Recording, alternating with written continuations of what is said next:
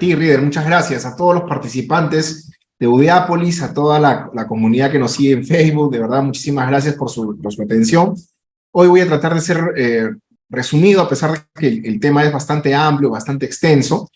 Al final les voy a pasar las PPTs, ahora tengo un inconveniente para poder visualizarla, pero vamos a ir desarrollando un poco el tema, en virtud de que hablar del tema de predios rurales y de saneamiento físico legal es un tema bastante complejo, porque primero habría que ir delimitando concretamente, y creo que esta no es la primera vez que hemos estado conversando a lo largo del diplomado, sobre las competencias que hay para el tema de saneamiento, ¿no? Habíamos hablado en anteriores ocasiones del saneamiento de predios en función a la nomenclatura, a la descripción del inmueble, en función al suelo, en función al entorno, en función a la titularidad. Y los predios rurales evidentemente no escapan de esa misma descripción. Hay dos grandes vertientes para ese tema, o dos grandes formas de poder clasificar los predios rurales. Evidentemente uno de parte de propiedad de tierras del Estado, y otras de propiedad privada.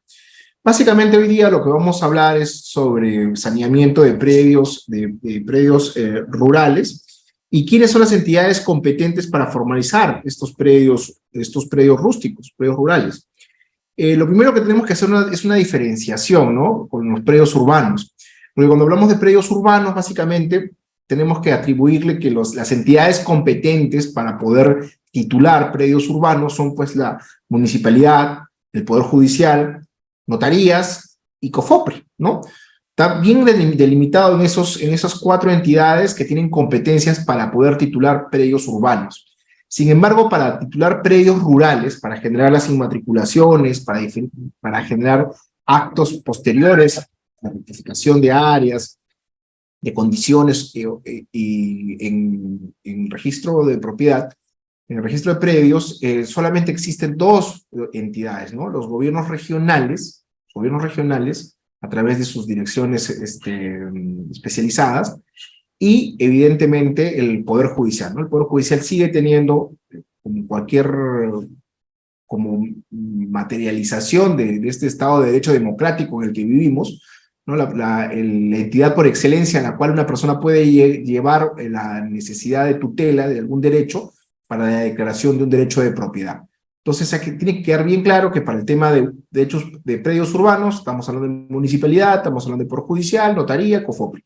Sin embargo, para el tema del gobierno, para el tema de rural, gobierno regional y el Poder Judicial. Bien, entonces, para hacer un recuento, una pequeña introducción histórica para ponernos en contexto cómo es que esto ha venido variando en el tiempo, lo que debemos decir inicialmente es que las entidades que en su momento asumieron competencia datan pues desde el año 1960 aproximadamente, ¿no? La primera entidad que estaba a cargo era el Ministerio de Agricultura y Pesquería desde el año 60. Luego, posteriormente, este ministerio le transfirió sus facultades a la Dirección General de Reforma Agraria y Asentamiento Rural, en la época de Velasco. Y es importante ir teniendo esta línea de tiempo, porque a partir del año 1969 y con la ley 17.716, se va generando una nueva visión de cómo es que el Estado comienza a participar activamente en la forma en la que va a desarrollar su nivel agropecuario, agrícola, ¿ya? Y evidentemente comienza a normar con mucha mayor determinación la posibilidad de titular y de formalizar los predios. Recuerden ustedes que es importante, a diferencia de los predios privados y los predios urbanos, en el tema rural, en el tema agrario, hay una preponderancia constitucional que la vamos a ir viendo luego, porque y es por eso que también los entes competentes están básicamente circunscritos al Estado, porque el Estado tiene un compromiso, tiene un pacto social en el cual está obligado a promover la masificación del uso agrícola, agropecuario de las tierras. Entonces, tiene el Estado la obligación de generar y de invertir para que sus entidades competentes puedan desarrollar masivamente procesos de titulación. Luego veremos que finalmente este tema no termina siendo tan práctico, ¿no? Porque hay cantidad, infinidad, hay decenas de normas que se refieren al tema de titulación, extensión de constancias, múltiples directivas que generan facultades para que los gobiernos regionales puedan titular, pero sobre la vía de los hechos, todos los gobiernos regionales siempre terminan dando la respuesta clásica, que no existe presupuesto, como sí lo existe pues en el COFOPRI, donde finalmente el COFOPRI pues cuenta con un presupuesto más orgánico y les permite a ellos pues, participar con las famosas brigadas, ¿no?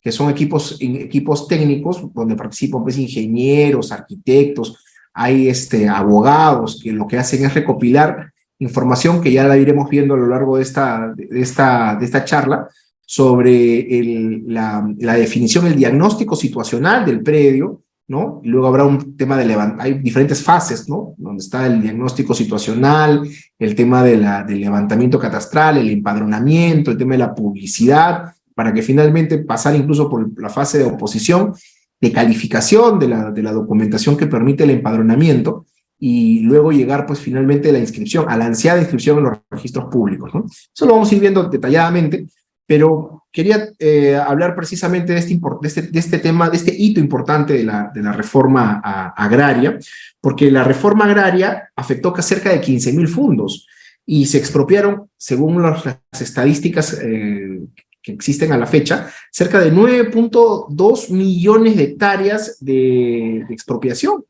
y básicamente 1.1 millones cultivables y el resto dedicado a terreno de pasturas, ¿no? De pastos. Hubieron 370.000 familias campesinas que representaban aproximadamente el 20% de la población económica agrícola, que entre comillas fue beneficiada. Digo entre comillas porque es un hito histórico. No quiero revelar ninguna ideología, ni causar ningún estupor, ni rubor, porque hablar siempre de la reforma agraria trae posiciones contradictorias, ¿no? Unos alaban la posición social, sociológica que genera este fenómeno a partir de esta norma, y otros que simplemente la critican porque dicen que la gente que fue beneficiada con esta expropiación no pudo mantener ni manejar el nivel de productividad y muchas de las tierras se estropearon y se generó más bien un efecto contrario, ¿no? Pero esos son temas básicamente de apreciación subjetiva, y yo estoy dando netamente cifras, ¿no? El decreto legislativo, pues el 1716 tenía objetivo cambiar, transformar la estructura de titularidad de las tierras del país. Y esto es importante, nuevamente vuelvo al inicio, ¿no? Para hablar un poco de los predios rurales. La intención básica del Estado es titularidad. Para predios rurales, creo que no queda mayor duda de que hay de por medio un interés privado, ¿no? De ser titular, formar parte del sistema de tráfico patrimonial a través de la representación de tu titularidad sobre un bien, pero en el caso de predios agrícolas había la necesidad en su momento de hacer una reestructura porque pocos tenían mucho y muchos no tenían absolutamente nada. Entonces, fue la visión del gobierno revolucionario de Velasco, implementar ese tipo de norma y afectar a esa magnitud para poder generarle a cada uno de los beneficiarios la titularidad. Y eso básicamente en el mismo sistema, o sea, entendiendo que si eres titular, vas a trabajar por tu tierra, vas a producir y vas a poder generar ese rasgo de intercambiabilidad de bienes, ¿no? Y bueno, la historia es bastante conocida también. La reforma agraria se llevó a cabo pues a través de expropiaciones de los predios rústicos y no resultó o no terminó siendo tan beneficiosa como se entiende.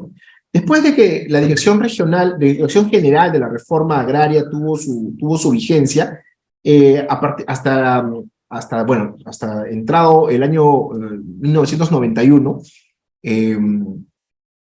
ya pasó el gobierno revolucionario de Velasco, vino el gobierno de Morales Bermúdez, pero la norma se estancó, y si bien es cierto, ya no había las expropiaciones, y estaban todavía algunos entes como los juzgados de tierras que definían cómo se iban a adjudicar las nuevas titulaciones y pronunciamientos acerca de las titularidades. Luego, en el año 1991, con la reforma, con el nuevo gobierno de Fujimori, el Ministerio de Agricultura pues emite el famoso decreto legislativo 653, y es el Ministerio de Agricultura el que asume la competencia para el saneamiento y para la titulación de predios rústicos. Este decreto legislativo 653 tiene una amplia definición, cuando ustedes lo googleen y lo revisen, van a poder encontrar definiciones de predios seriazos, terrenos por habilitar, ¿qué se entiende básicamente por tierras en el concepto más plano y más llano? Y básicamente también, y ahí es importante ir dándole alguna connotación, todas estas figuras están amparadas, cuando hablamos de titulación, básicamente en el uso efectivo, en la efectivización, en la explotación económica que se tiene sobre los bienes. Y cómo no citar que toda esta legislación está amparada básicamente sobre los conceptos de prescripción adquisitiva, sobre la posesión pública, el ejercicio y el ejercicio de hecho sobre el inmueble, la explotación económica, la posesión pública, continua y pacífica. Estas tres características que están reguladas en el 950 del Código Civil y que mucha normativa las utiliza precisamente con el fin de evidenciar qué personas deben ser consideradas para estos saneamientos masivos. Entonces, bueno, todo esto desde el año 1991, con este decreto legislativo 653, se da los procesos de habilitación de tierras seriazas, ¿no? Y también, bueno, sobre todo por tema de transformación, había una corriente mucho mayor que la que existe ahora para implementar terrenos seriazos y convertirlos a terreno rural, a través de grandes proyectos, que estaba impulsando el Estado para generar mejor irrigación y darle un mayor uso eficiente al agua. Y este decreto legislativo, por ejemplo, es pionero en el Perú, porque nosotros hasta ese momento teníamos ya en el año 1984, nuestro Código Civil, nuestro sistema civil, concebía que la prescripción adquisitiva pues, era de un periodo de 10 años, ¿no? Anteriormente, en el Código de 1912, si no me equivoco, el plazo era mucho mayor. Pero en el año 1991, con el concepto liberal que se le quería dar, el impulso a la titulación de tierras y este compromiso, este pacto que había con la promoción de transformación y producción agrícola, el plazo para la prescripción adquisitiva de predios rústicos, de predios de terreno rural, de una chacra, baja de 10 años a 5 años. La novena disposición complementaria, la novena disposición transitoria de este decreto legislativo establece concretamente que el plazo de prescripción, dice, para predios rústicos es de 5 años, ¿no? Con lo cual, dentro de los plazos que se tienen, ¿no? La posesión de larga o de mala fe, que es de 10 años, la posesión corta, bajo el título de buena fe, que es normalmente de 5 años, se genera pues un equiparamiento, ¿no? Y esto bajo el fundamento de que hay una necesidad imperante, y si bien nosotros concebimos que la prescripción es una institución que castiga al propietario que se olvida o no reclama, no se hace pública su posición, su titularidad, entonces hay una necesidad de que ese bien inmueble regrese al tráfico jurídico, patrimonial, y que tenga un titular, y que ese titular aporte y beneficie a la dinámica económica, ¿no? Entonces, pero siendo más sensible aún el tema, el plazo de los 10 años bajó a 5 años a partir del año 1991, y esta norma, el decreto legislativo 653, que es muy importante tenerlo presente, sigue estando a la fecha vigente. En algún momento, en el gobierno de Alan García, si no mal recuerdo, en el año 2011, y si no mal recuerdo, el decreto legislativo 1036, 1034, que cambió la ley de tierras campesinas y que generó el famoso baguazo, ¿no? Modificó esta norma, pero luego, a consecuencia del fenómeno social de las protestas, se dejó sin efecto la derogación de esta norma, y está plenamente vigente, y permite a muchas personas acceder a la titulación de manera judicial, ojo, judicial, invocando este decreto legislativo y esta novena disposición transitoria final, ¿no? Entonces es importante que ustedes apunten que para efectos del plazo, el cómputo del plazo de la posesión pública continua y pacífica, el plazo de 5 años para predio rústico es importantísimo.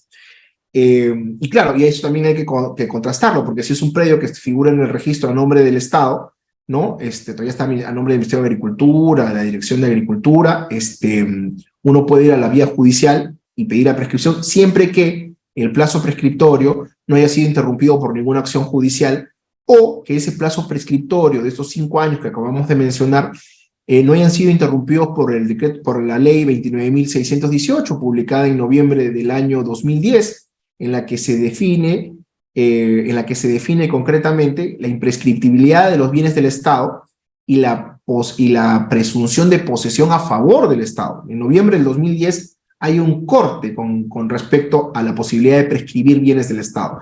En tal sentido de que este decreto legislativo 653 reconoce un plazo de 5 años, pero que tienen que estar los derechos configurados y constituidos hasta noviembre del año 2010. Un ejemplo claro: si yo estaba poseyendo un inmueble que era del Estado, ¿no? Me comportaba como poseedor público, continuo y pacífico, y este terreno tenía fines agrícolas, yo me podía amparar en el decreto legislativo 653 para pedirle a un juez especializado en lo civil que me declare propietario, que matricule, perdón, que genere la desmembración de esa área, que me inscriba como propietario en el registro, y yo me iba a valer del plazo de los 5 años. Pero ¿qué pasa? Yo comenzaba el 2015, digamos que a poseerlo en el 2015, perdón, en el 2005, y tenía 5 años que han sido interrumpidos en noviembre del año 2010. Si yo en noviembre del año 2010 tenía los 5 años, puedo ir donde un juez y pedirle que declare que por la teoría de los hechos cumplidos, al momento del cambio en la norma, con la 29.618, yo ya tenía un derecho configurado y que solamente basta que el juez lo declare como propietario. Pero si mi plazo, yo había comenzado a poseer en el año 2006 y, aparece la ley en noviembre del año 2010, solamente tendría 4 años, entonces no podría yo acceder a esa declaración, porque automáticamente, por efecto de la norma, se corta la posibilidad del reconocimiento para poderse titular. Sin embargo, existen otro tipo de normas que nos permiten ampliar el plazo sobre posesión hasta el año 2017, eso lo vamos a ir viendo más adelante, pero ya tiene otro tipo de connotación. Entonces, estábamos saliendo un poco de hablar del decreto legislativo 653 en el 91, luego del Ministerio de Agricultura en el año 92 al 2007. El Ministerio de Agricultura tiene una nueva normativa que luego es acogida por el Proyecto Especial de Titulación de Tierras, el PET, ¿no? Que incluso en el registro tenía su propio recipiendario, ¿no? El registro de predios rurales. Además del registro de predios urbanos, había un registro de predios rurales, ¿no? Estaban básicamente amparados o destinados a recibir toda la información y toda la titulación que generaba el Proyecto Especial de Titulación de Tierras, y esto estuvo vigente hasta el año 2007. En el año 2008 entra a tallar el COFOPRI, y el COFOPRI, bueno, con su ley, la decreto legislativo 657, si no me equivoco, tiene un corto espacio, aproximadamente 3 o 4 años, en el que también asume competencia para poder titular, ¿no? Asume competencia para poder titular bienes rústicos, y se generan grandes problemas, ¿no? Uno de los grandes problemas es que dentro de las brigadas, las fases de verificación, de levantamiento, de los diagnósticos de las unidades territoriales, a veces no eran lo suficientemente supervisadas.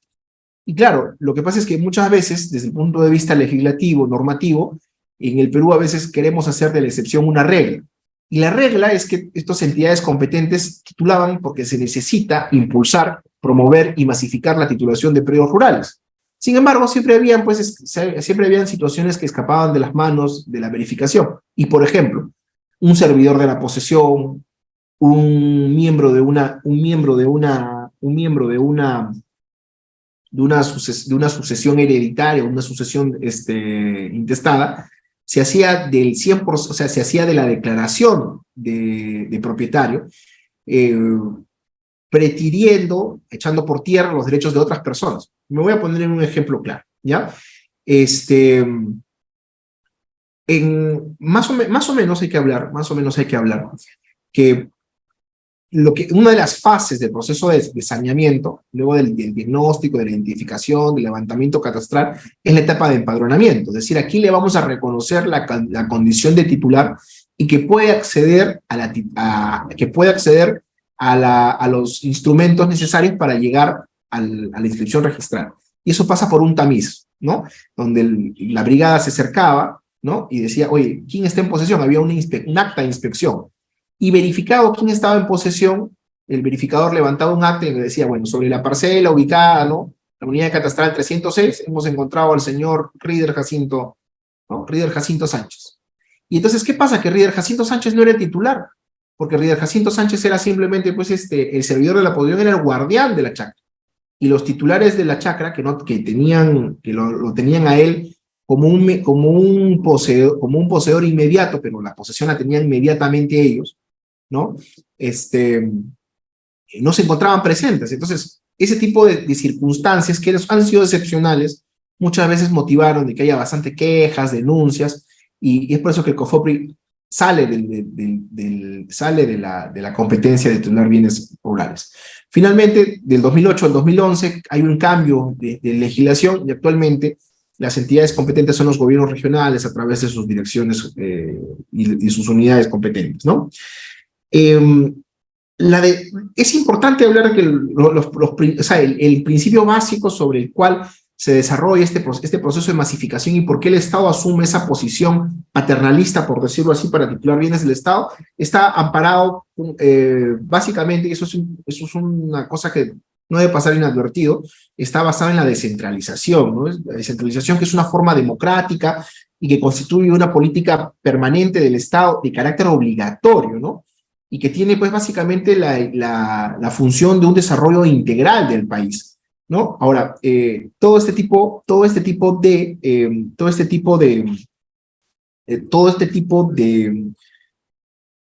de actos de saneamiento que tiene el Estado están amparados pues en la Ley de Gobiernos Regionales, en la Ley 27.867, ¿no? Que en su artículo 51 habla sobre las funciones en materia agraria, ¿no? Dice promover, gestionar y administrar el proceso de saneamiento físico-legal de la propiedad agraria, dice con la participación de actores involucrados, cautelando el carácter imprescriptible, inalienable e inembargable también de las tierras de las comunidades campesinas y nativas, ¿no? Eso es un tópico que también vamos a tratar un poco más adelante, para hablar un poco hablar de predios rurales, es hablar también de predios comunales.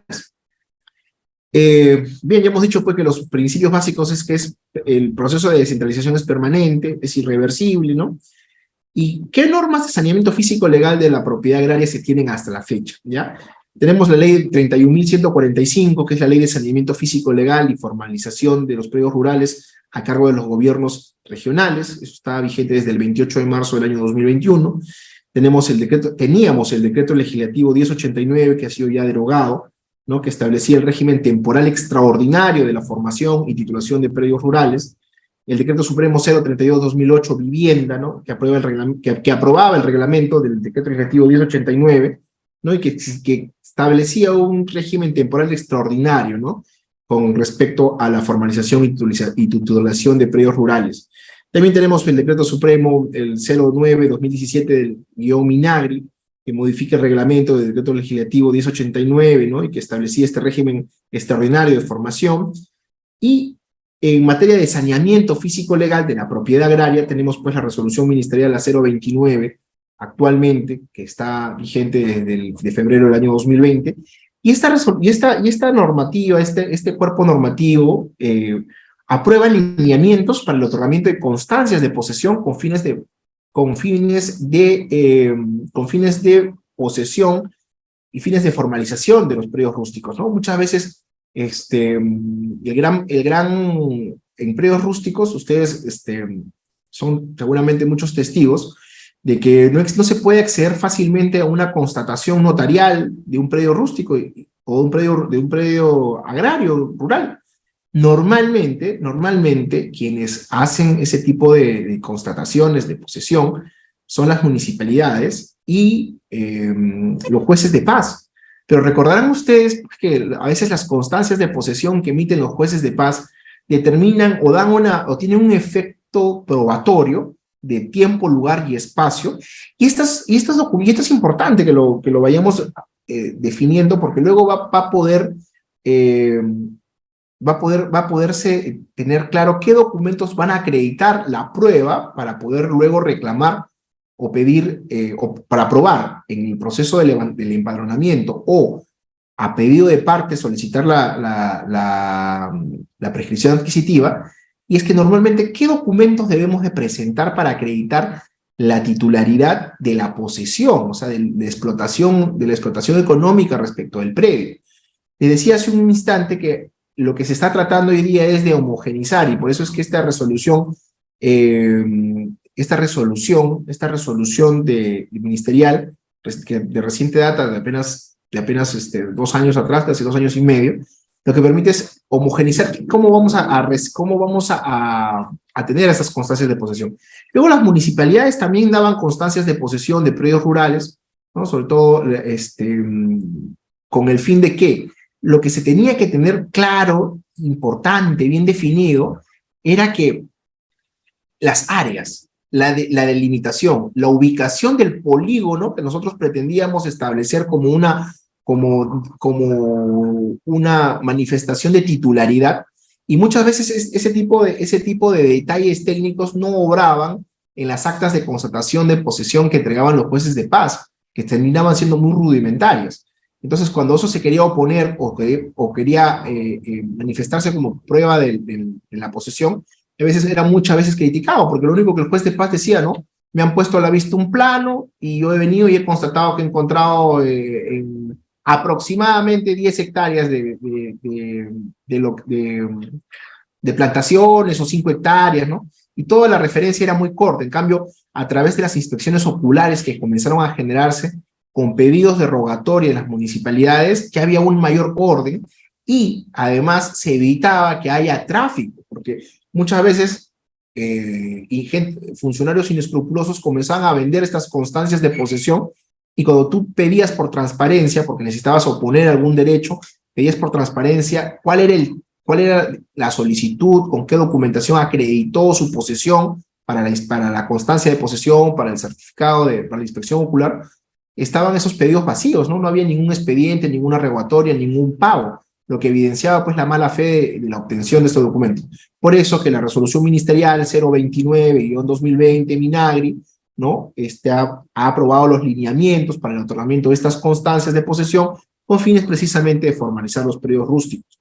También está la resolución ministerial 362-2018, que autoriza el funcionamiento del sistema catastral para predios rurales, el famoso SICAR.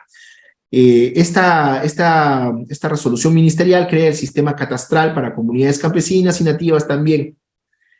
A ver, importante, en anteriores clases que habíamos tenido aquí en Udeápolis, habíamos dicho, y me valgo de estas clases previas para hacer algunas introducciones sobre el tema del SICAR. Nosotros habíamos dicho que el registro público nace peleado, no nace de la mano con el catastro, ¿no? Entonces, ¿qué ocurre? Que en el Perú tenemos distintos catastros, que referencian y ubican predios y polígonos de manera totalmente distinta, muchas veces por la metodología o la definición de las coordenadas y la nomenclatura técnica que se utilizan, y otras muchas veces porque, por un lado, está pues el catastro del registro público, que muchas veces no coincide con el catastro de la municipalidad, y otras veces ese catastro del Ministerio de Agricultura no coincidía ni con el registro, ni coincidía con el catastro de la municipalidad. Entonces, se ha querido aglomerar el sistema catastral para predios rurales, el SICAR, y ustedes pueden acceder, ustedes lo googlean básicamente, entran al SICAR y pueden ver respecto de una zona determinada que ya está con levantamiento catastral, cómo están ordenadas las unidades catastrales y quién figura como titular de cada una de estas unidades catastrales.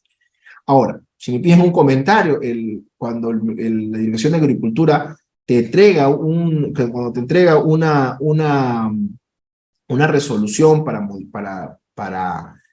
hacer un desmembramiento, para hacer una actualización, una rectificación, muchas veces tú llegas con ese documento que es plenamente inscribible y que va a ir al registro, y lamentablemente no coincide con la información que aparece en el catastro, y hay que nuevamente actualizarla, habrá que iniciar algún procedimiento de saneamiento catastral que permita pues una validación más cercana en el registro, y no necesariamente el SICAR, que ha sido creado más que todo con buenas intenciones de ubicación, refleja pues una congruencia de la información que se tiene en el SICAR con la información del catastro de los registros públicos.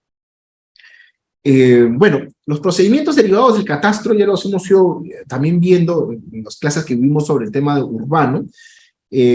Aquí básicamente son funciones que se desprenden, que se desprenden de los gobiernos regionales y están establecidos en los TUPAS, en los textos únicos de procedimiento administrativo, y se inician a instancia de parte, ¿no? ¿Cuáles son los más comunes?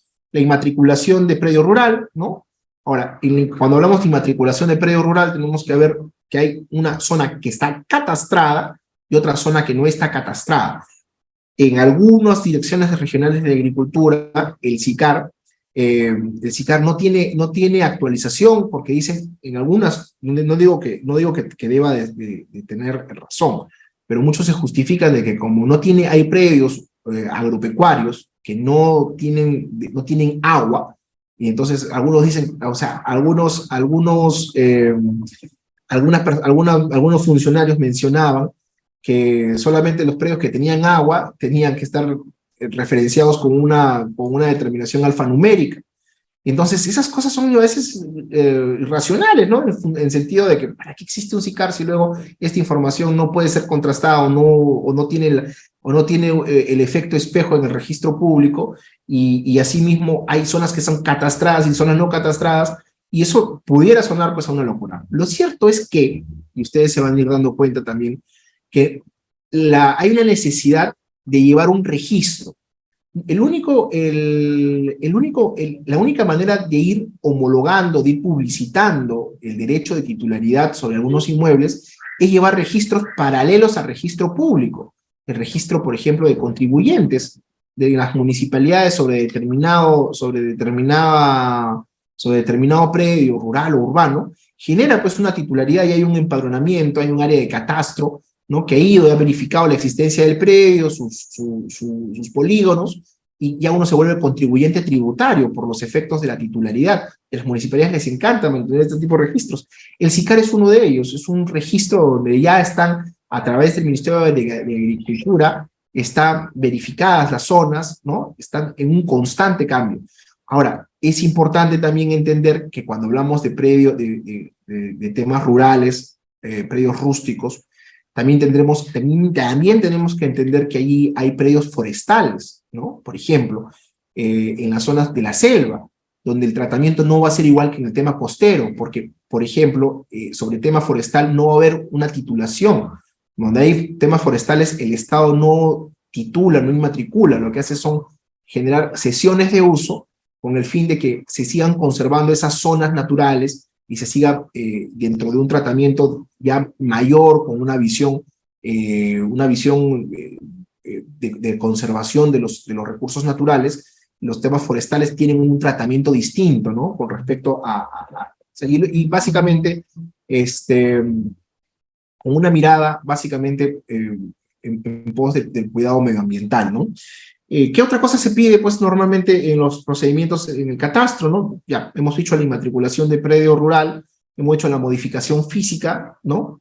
Modificación física, hay que modificar, hay que hacer una rectificación para crecer, o hay que hacer un tema de deslindes, ¿no? Independizaciones, bueno, que básicamente para predio rural son, pues, desmembraciones, ¿no? Y también se pudiera hacer en algún punto acumulaciones. Y bueno, el tercer gran grupo es pues la visación de planos para procesos judiciales, ¿no? ¿Para qué visamos un plano? ¿Por qué necesitamos que una autoridad competente dé una visación de plano? Para que el juez tenga una visión, ¿no? Básicamente para procesos judiciales, ¿no? Una visión de cómo se va a hacer una prescripción adquisitiva de dominio, una rectificación de áreas y linderos, y esa visación tiene pues el juez cierra los ojos, de alguna manera, y confía bajo el principio de verdad material y de presunción de la veracidad de los actos administrativos, que el funcionario competente que emite esa visación de planos está verificando, ha ido a hacer el acto de inspección correspondiente y está verificando que ese polígono con sus medidas, con sus coordenadas, con su descripción, con su memoria descriptiva completa, con la descripción de quiénes son sus colindantes, obedece a la titularidad de quien ha presentado un documento. Ojo, es básicamente la avisación de planos para el juez, para la evaluación del juzgado, es netamente para ver la descripción del inmueble. Poco va a influir sobre el tema de la titularidad, porque recordemos que va a haber los emplazamientos a los que figuran como titulares registrales, a los colindantes, y si hay alguien que siente que está siendo afectado con esta declaración de titularidad, va a salir y se abrirá el debate de titularidades, o poniendo derechos reales que constan en documentos, o qué sé yo, alguna circunstancia externa que imposibilite o que no configure los tres requisitos de la prescripción, que son, pues, ¿no?, posesión pública, continua y pacífica, ¿no? De repente se demostrará que el predio agrícola ha tenido un proceso judicial de usurpación, de daños, que ha habido un interdicto, que ha habido contención, que ha habido contingencia y evidentemente no se va a poder cumplir con este requisito, como también podría ocurrir que se demuestra que han habido plazos en los que esa persona no ha tenido en posesión el predio. Pero vuelvo a decir, son temas de discusión de titularidad, de derechos, de requisitos, que no tienen que ver básicamente con el pedido de la avisación de planos para evidenciar la descripción física del inmueble. Bien, la rectoría del proceso de titulación de tierras en el Perú está a cargo de la DIGES-PACAR, que es la Dirección General de Saneamiento de la Propiedad Agraria y el Catastro Rural. Ahí se ejerce la rectoría del proceso de titulación de tierras, ¿no? Mire, básicamente, para darle una mirada un poco mayor, DIGES-PACAR es ¿qué entidades giran a su alrededor? El CERFOR, el COFOPRI, el CERNAM, el MINCUL, el INGEMET, el ANA y evidentemente también pues la SUNAR, ¿no? Porque finalmente va a ser recipiendario de los documentos que pretendan inscribirse. Algunos conceptos básicos para ir entrando sobre la materia que creo que debemos de tener bien claro es que el certificado, por ejemplo, conceptos, ¿no? Certificado de información catastral. El certificado de información catastral es el documento técnico que se genera producto del levantamiento catastral del predio objeto de la titulación. Eso va a ser nuestro certificado de información catastral. Ahora, ¿qué es un código de referencia catastral? Este código de referencia catastral, lo habíamos dicho, es una identificación alfanumérica, ¿no? El número cómo se identifica ese predio dentro de nuestro registro, ¿no? Y se le asigna a un predio que ya está catastrado. Por eso distinguíamos, ¿no?, entre predios catastrados y no catastrados. Y evidentemente sobre el área no catastrada, que ya se está levantando un certificado de información catastral y se le está dando un código de referencia catastral, se le va a atribuir una identificación alfanumérica que va a ser correlativa, ¿no?, a la identificación de los demás predios que ya se tienen en el catastro. Por ejemplo, la palabra contingencia tiene que ver con una situación referida al predio y luego de la calificación impide su formalización y requiere de una ejecución de una determinada acción por parte de los poseedores o propietarios del predio, ¿no? Las contingencias que ocurren cuando estamos haciendo el levantamiento, ¿no? Hay una oposición. Luego está, bueno, ya hemos definido un poco las entidades generadoras de catastro, la ficha catastral rural, que es un documento utilizado para recoger la información en campo de cada predio rural y de su titular catastral durante el proceso de levantamiento y actualización catastral. Bueno, después también tenemos la infraestructura consolidada, ¿no?, que se refiere pues a los caminos, carreteras, se refiere a los canales, a los drenes, a todas las quebradas de carácter permanente y de uso público que pueden subdividir un predio inscrito. También tenemos los instrumentos de formalización. Cuando hablamos de instrumentos de formalización, hay que entender lo que son, o sea, hay que entender como tal a los títulos de propiedad, de afectación en uso, de títulos de saneamiento de propiedad, instrumentos de rectificación, certificados de declaración de propiedad y todo aquel instrumento que se emita en el ámbito de la formalización de la propiedad, a fin de sanear la titularidad de los predios. Y evidentemente estos instrumentos de formalización tienen suficiente mérito para su inscripción registral. Bueno, había una pregunta, creo que mencionaba uno de los participantes, que un predio rústico son aquellos de uso agrario, ubicados en zona rural y destinados a la actividad agropecuaria, ¿no? Comprenden también aquellos predios ubicados en área de expansión urbana. Eso es importante, ¿ya? Porque, a ver, pueden coexistir en un espacio, en una zonificación, predios urbanos, ¿ya? Con predios rústicos, que en su denominación de la partida electrónica todavía se lee que el predio está descrito como un predio rústico, o sea, como una chacra, como un predio que ha tenido un uso agrario anteriormente. De repente ese predio ya ni siquiera tiene agua. De repente está solamente incluso están hasta consolidados, está rodeado, ya a los predios alrededor ya tienen todos pistas, veredas, agua, desagüe, lo básico para darle el mérito de urbano. Pero ¿qué pasa? Empieza a haber esos tipos de predios tienen otro tipo de denominación, según la zonificación que puede ir dando la municipalidad. Son zonas de expansión urbana. Muchas veces la necesidad demográfica va saliéndose del casco urbano que se había determinado y va alcanzando las zonas rurales, ¿no? ¿Por qué? Porque esas zonas rurales, ustedes hagan un pequeño ejercicio, tienen un costo menor de habilitación urbana y al momento de la adquisición de esos inmuebles, que se quieren dar con fines urbanos, o sea, cuestan mucho menos. Por ejemplo, si por decirlo de alguna manera, en la zona urbana, un predio puede tener un costo entre 100 y 500 o 100 y 500 dólares por metro cuadrado, si nosotros vamos a la zona rural, predios rústicos, vamos a encontrar que el costo del metraje va desde los 5 dólares hasta los 20 dólares el metro cuadrado, y se va a ir incrementando a medida que el desarrollador inmobiliario o la persona que está haciendo la transformación de ese predio, le va generando pues recepción de obras, le va dando un mayor valor y lo está habilitando para utilizarlo con fines urbanos, ¿no? Por eso es importante esa distinción de qué es un predio rústico y cómo un predio rústico puede coexistir en una zona urbana, de expansión urbana.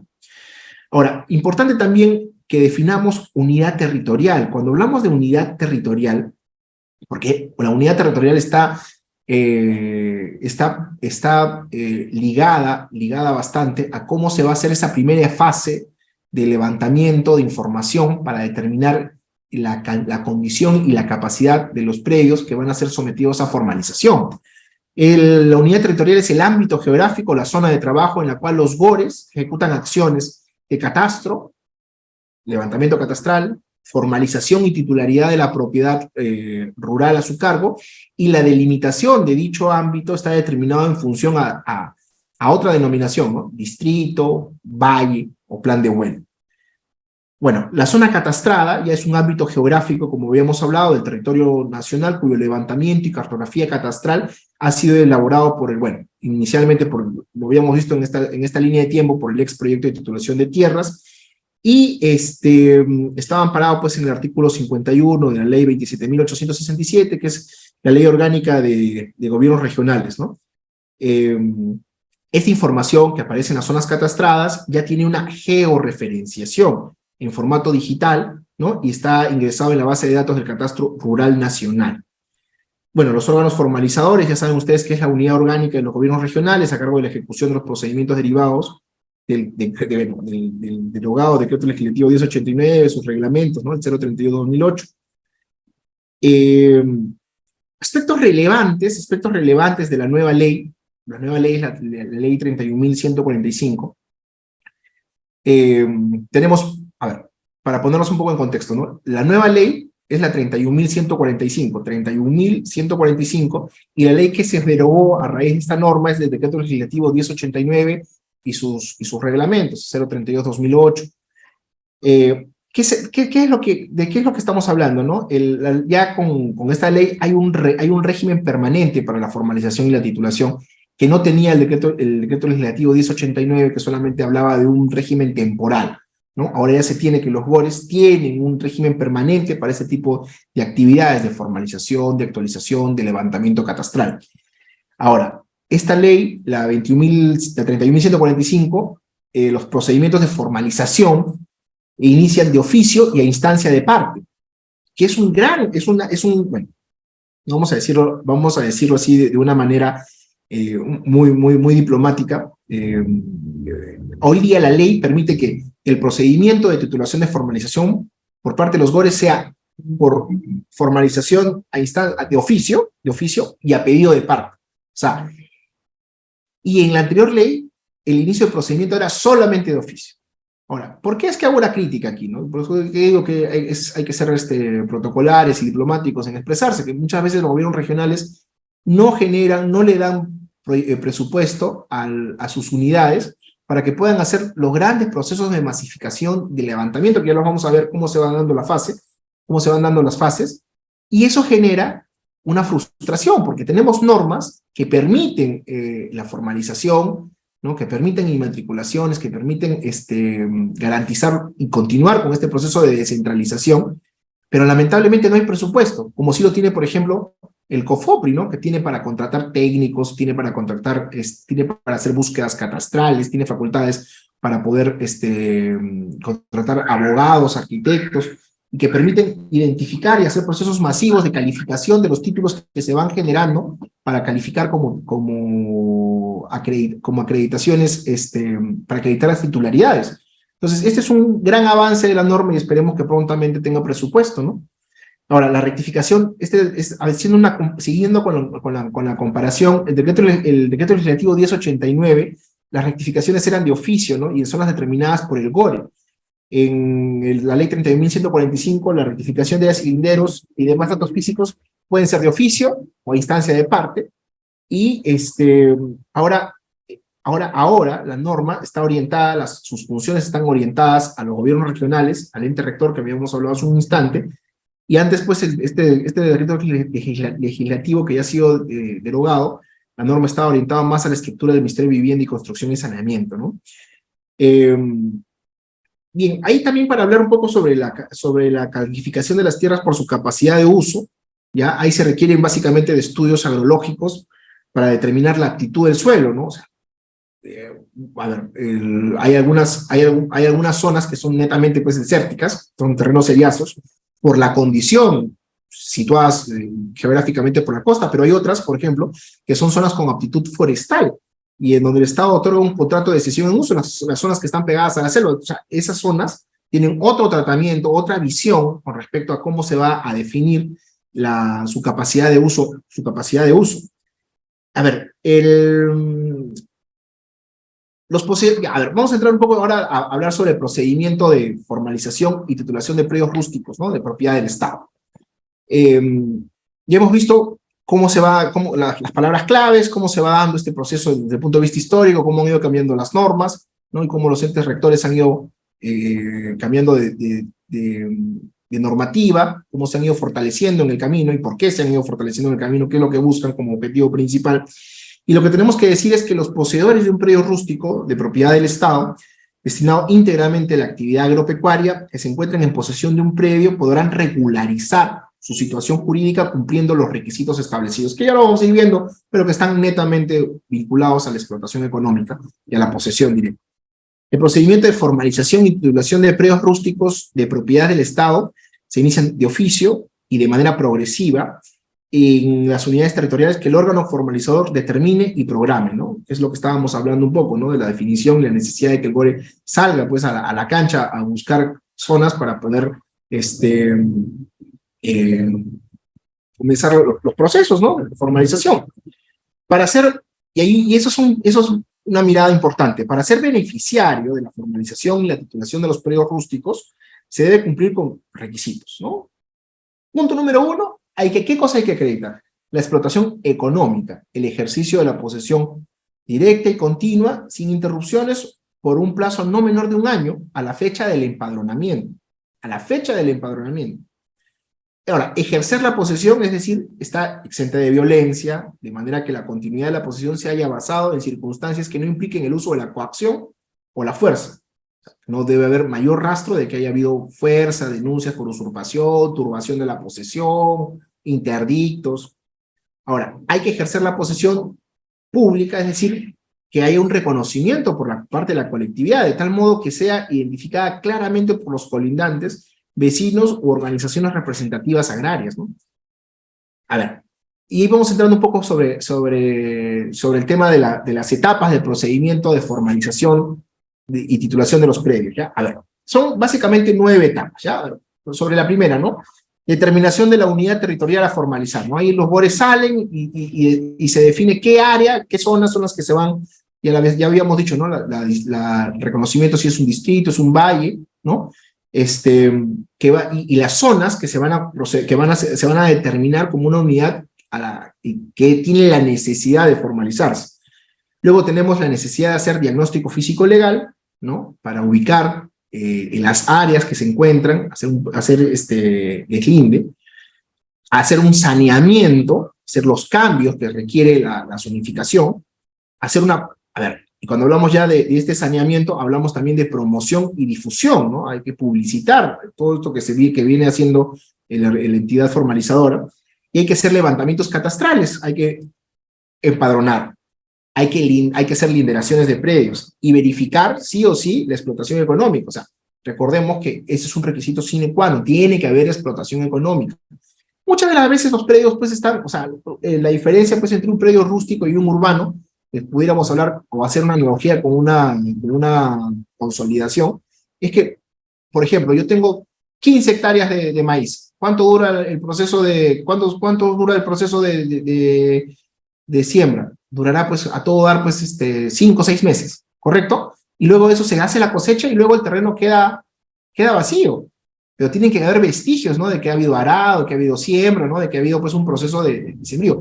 Y muchas veces esas áreas pueden pasar varios años en las que no han sido por temas económicos, por temas vinculados a la mediación de la persona que está en administración y explotación del predio, que se van desertificando porque no se usa el agua o simplemente no se le da el tratamiento y la explotación al 100%, porque ustedes saben hoy día que los precios pues de la urea y de los cultivos son elevadísimos y a veces se prefiere pues invertir en algunos productos que no generen un mayor impacto en los valores de la producción. Luego de eso, ¿qué hacemos? Hay elaboración de planos, hay que calificar, hay que publicar el padrón de poseedores aptos, ¿no? Y titulación e inscripción en el título del registro de propiedad, que es la parte final. A ver, vamos por partes ahí sobre... vamos a ir hablando ya, ya hemos desarrollado el tema de la determinación de la unidad territorial, que es la identificación de la zona donde se va a hacer trabajos, y hablar un poquito sobre el diagnóstico físico-legal, ya que es importante. Cuando se hace este diagnóstico físico-legal, de todas maneras el ente formal tiene que hacer una evaluación de antecedentes dominales y hay que hacer una investigación registral. Hay que verificar inexistencia de superposiciones con otros derechos, con otras áreas que son materia de exclusión, ¿no? Evitar, por ejemplo, es importantísimo. O sea, ¿qué es lo que tenemos que hacer? Una búsqueda catastral, ¿no? El ente formalizador lo que va a hacer es una búsqueda catastral para saber qué otros derechos coexisten con esta necesidad de formalización de predios rústicos. O sea, ¿qué otros derechos hay? ¿No? Y puede ser que coexistan con comunidades campesinas, ¿no? Puede ser que coexistan con algunos antecedentes dominales, que si bien es cierto, ya no están los titulares allí, pero que hay que considerarlos para poder avanzar con el procedimiento. Una vez que ya están en este mismo proceso de saneamiento físico-legal, también tenemos que evidenciar que otras cosas. Hay ubicación de sitios y de zonas arqueológicas. O sea, no solamente es ubicar desde el punto de vista de la investigación registral antecedentes dominales y antecedentes de comunidades campesinas. También puede existir en este proceso de diagnóstico la existencia de zonas arqueológicas, ¿no? Ya entrará la necesidad de sacar un CIRA, un certificado de inexistencia de restos arqueológicos, ya entrará el NINCUL sobre zonas que a veces están consideradas. Hay muchas veces que hay pre-resoluciones donde establecen zonas y polígonos donde hay un impacto cultural, donde han habido vestigios de otras civilizaciones, pero no están formalizadas, ¿no? Y eso también tiene que coexistir, por eso es que tiene que haber un diagnóstico físico-legal para saber que no estamos, pues, a punto de titular una zona que tiene un impacto, un impacto cultural, ¿no? Y también es importante porque por el tiempo hay que identificar a las comunidades campesinas y las comunidades nativas que muchas veces pueden coexistir con este tipo de diagnósticos. Este tipo de diagnósticos van a por la entidad que los va a ir, que lo va a ir elaborando. Pueden pasar pues por SUNAR, por las municipalidades, por el MINCUL, ¿no? Como habíamos mencionado, ¿no? Para el tema de sitios y zonas arqueológicas. Por ejemplo, a la SBN, ¿no? La SBN también interviene acá. O sea, ¿a quién le vamos a preguntar? A ver, diagnósticos, zonificación, para quedar claros. Le vamos a preguntar a la SUNAR. ¿Qué le vamos a preguntar a la SUNAR? A ver, señor, ¿cuáles son tus antecedentes dominantes? ¿Han habido anotaciones preventivas? ¿Hay algún saneamiento en la inscripción de algún predio? ¿Hay un tema de superposiciones con otro predio? ¿Qué le vamos a preguntar a la municipalidad? Le vamos a preguntar, oye, ¿cómo está tu catastro urbano? A ver, dime, estoy saneando esta zona, ¿cómo está tu catastro? O sea, yo como GORE tengo que decirle a la municipalidad quién figura como titular en la municipalidad, con estos registros que habíamos ido mencionando. ¿Qué planes de desarrollo urbano hay y qué expansión urbana y zonificación tienen para diferentes zonas? Porque puede ser que hay una zona que en la zonificación está vinculada ya con un tema de población urbana y nosotros queremos, como GORE, que digamos como Cristóbal Colón, y queremos hacer como que recién estamos refundando la República, ¿no? Que estamos conquistando el territorio apache, ¿no? Terreno donde no hay civilización, y realmente por eso es que hay que ir consultándole a las municipalidades. Al MINCUL, bueno, ya hemos dicho que hay que consultarle pues sobre el tema de sitios y zonas arqueológicas. A la SBN sobre pedidos y solicitudes de adjudicación de terrenos del Estado. La SBN debe tener un registro, sí o sí, sobre base de datos de predios de propiedad estatal, y si hay solicitud de adjudicación de terrenos del Estado, ¿no? Pueden ser terrenos que tenían antes fines, otro tipo de fines, ¿no? Uso, por ejemplo, de canteras, circunstancias que en su momento se han ido dando y que luego el que hizo el denuncio pues lo dejó abandonado, ¿no? Luego al CERNAM, ¿no? Al CERNAM se le pide información gráfica y temática de las áreas naturales protegidas, ¿no? Para que no haya, porque no hay un registro inscrito en registros públicos, ¿no? Pero sí hay polígonos que tiene el CERNAM. Igual a la ANA, ¿no? Para ver tema de disponibilidad de recurso hídrico, cómo están las fajas marginales, ¿no? Y así sucesivamente a Provías para ver el tema de Red Vial Nacional, ¿no? Y al INGEMET para ver si es que hay petitorios y concesiones mineras y cuáles son las cuadrículas que hay allí. Entonces, una vez que hemos hecho ese diagnóstico de saneamiento legal, ya sabemos a quién le vamos a ir dando, a quién le vamos a ir pidiendo este tipo de información. Y es importante también porque a veces pueden haber malos diagnósticos, y entonces estamos avanzando y hemos invertido mucho tiempo en los diagnósticos y de repente, ¡pum!, aparece de que hay una concesión forestal. Pero si estábamos habilitando la tierra, no, y hay una concesión forestal de hace muchos años, entonces aparecen las contingencias que les habíamos definido, ¿no? Y se interrumpe el procedimiento. Por eso es importante y valioso que haya un buen diagnóstico de saneamiento físico-legal de los antecedentes que aparecen en el registro. Una vez que ya concluye, ya estamos entrando en la fase 3 al saneamiento. Hemos hecho primero identificación de la unidad territorial, hemos hecho un saneamiento físico, estamos identificando saneamiento físico-legal, vamos a entrar propiamente en la etapa de saneamiento, ¿no? Entonces, concluido este diagnóstico físico, se actúan pues acciones técnico-legales, ¿no? Encaminadas a regularizar el derecho de propiedad del Estado, representado por el COFOPRI en el registro de propiedades, tales como la inscripción de la regularización de tractos sucesivos, reversiones, rectificaciones, corrección. O sea, hay que ver, a nombre de quién está el predio para regularizarlos, para que haya nuevamente una correlación de que la persona que va a emitir el instrumento formalizador tenga en el registro una titularidad, ¿no? Entonces, ahí lo que se va a ir viendo es una compatibilidad, ¿no?, de la realidad registral con la extrarregistral. Ahora, para la inscripción de estos actos son necesarios, pues, implementar, el GORE tiene que emitir oficios, resoluciones y planos que correspondan, y los que también, obviamente, tienen mérito suficiente para las inscripciones registrales. Bien, la otra parte es la etapa 4, ¿no?, la promoción y difusión. Ya, una vez que hemos identificado, estamos iniciando el saneamiento, el GORE tiene que efectuar acciones de promoción y difusión en estas unidades territoriales. ¿Por qué? Porque tiene que utilizar los medios idóneos necesarios, publicaciones en los sitios, radiodifusión, tiene que hacer el pegado de cartelones, tiene que hacer charlas masivas donde se va a pegar padrones, ¿no? Tiene que darlo a conocer formalmente a los agricultores, a las organizaciones agrarias, a las autoridades básicamente que están vinculadas a esta propiedad agraria, ¿Para qué? Para que se vincule y no haya ninguna oposición sobre lo que se está trabajando. Entonces, se publicará al inicio de este tipo de difusión comienza con el inicio del procedimiento, se publica mediante carteles, los sitios más públicos, representativos de la zona, y se adjunta un plano del ámbito de la unidad territorial.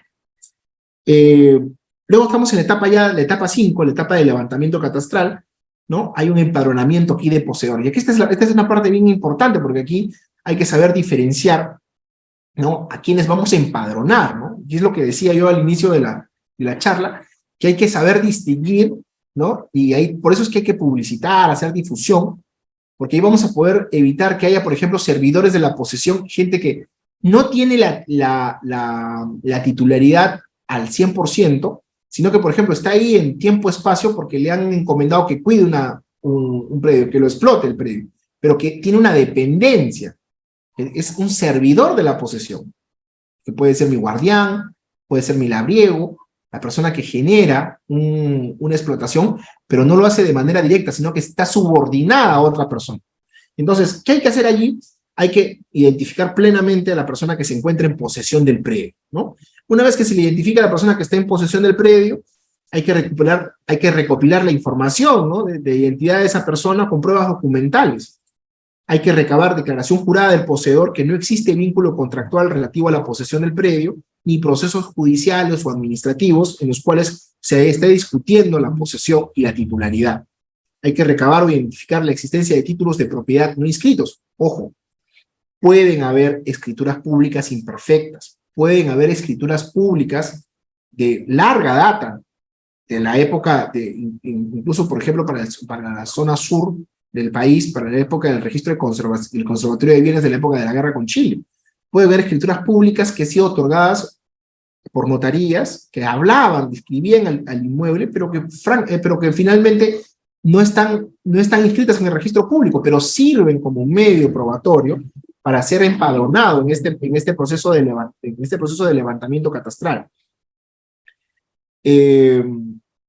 Bien, ahora, ¿cuáles son los supuestos excepcionales para solicitar la formalización a instancia de parte? Eso es importante, ¿no? Porque estamos aquí hablando en estas primeras fases de procesos iniciados de oficio, ¿no? Mire, en cualquier caso, que el poseedor no se encuentre presente. O sea, ¿qué pasa si, por ejemplo, ya está pasado el empadronamiento del GORE y no encontraron al poseedor, ¿no? La norma establece la posibilidad, este reglamento, establece que hay la posibilidad de que de oficio se presenten hasta 2 visitas adicionales, ¿no? Dentro de los 18 meses posteriores a la calificación individual. Entonces, al vencimiento de este plazo, pues el poseedor interesado puede solicitar la continuación del procedimiento administrativo, ¿no? Previo al pago de derechos pues establecidos en el TUPA, ¿no? Porque es un servicio que va a recibir, ¿no? Y obviamente va a tener que hacer acreedor pues nuevamente las publicaciones, notificaciones que requieran la tramitación del procedimiento.